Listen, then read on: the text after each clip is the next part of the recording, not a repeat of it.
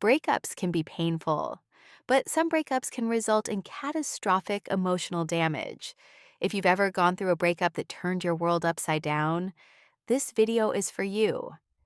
Has a breakup ever left you replaying conversations, questioning your judgment, and doubting your own memories? You may walk away wondering, what's wrong with me? Today, I want to offer a different explanation, supported by academic literature on toxic breakups. We'll cover what several studies reveal about how people end relationships, what predicts those endings, and why certain breakups result in prolonged distress. Point 1. Forget breakup recovery math. One of the biggest myths we have about breakups is that the pain is proportional to how much you love the person or how long the relationship lasted. But research shows that's not actually true. When it comes to psychological impact, psychologists Collins and Gillith found that how a relationship ends often matters more than the relationship itself. Across 5 studies, the researchers identified modern breakup strategies, examined recipients' emotional reactions, and experimentally manipulated attachment security. Participants reported how their ex broke up with them, how distressed or angry they felt, and whether they stayed friends or reconnected. They found that breakups become less damaging when people feel secure enough to be honest. This discovery may not sound all that groundbreaking on the surface, but take a minute to think about it. Even when controlling for relationship length, satisfaction, commitment level, and who initiated the breakup strategy was the one factor that reliably predicted psychological outcomes. Was the split clear, direct, and sincere? Or was it avoidant, confusing, and indirect? This matters because the human brain is wired for meaning making. When meaning is missing, the nervous system stays activated. And that's where the real damage often begins. Point 2. Breakups are revealing. Research by psychologist Dr. Phillips highlights a powerful point. How someone ends a relationship is a direct expression of their underlying personality structure. It tells you about their capacity for empathy, accountability, and mutual recognition. Her study answers 2 main questions. When people end romantic relationships, what strategies do they use? And which traits predict those strategies? Phillips studied cisgender heterosexual young adult men aged 18 to 29. Participants completed 2 validated measures. The first was the Narcissistic Personality Inventory. This test evaluates vanity, entitlement, authority, self-sufficiency, superiority, exhibitionism, and exploitation. The second measure was the Breakup Strategies Questionnaire.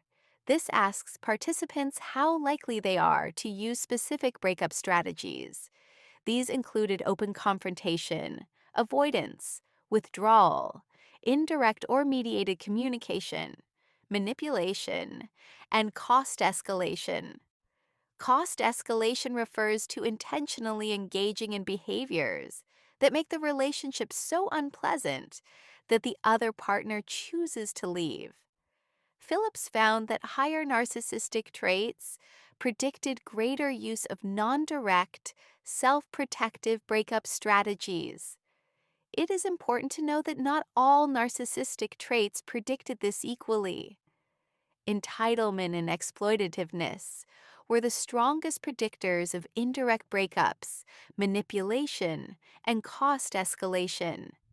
Healthier narcissism traits, like authority or self-sufficiency, were not meaningfully related to breakup strategy choice. In short, when self-protection and entitlement are dominant, the breakup becomes a strategy to avoid vulnerability and save face. Point 3. Not all pain looks the same. Researchers Moraz, Chen, Daljeet, and Campbell gathered data from participants who had experienced a breakup within the last 6 months.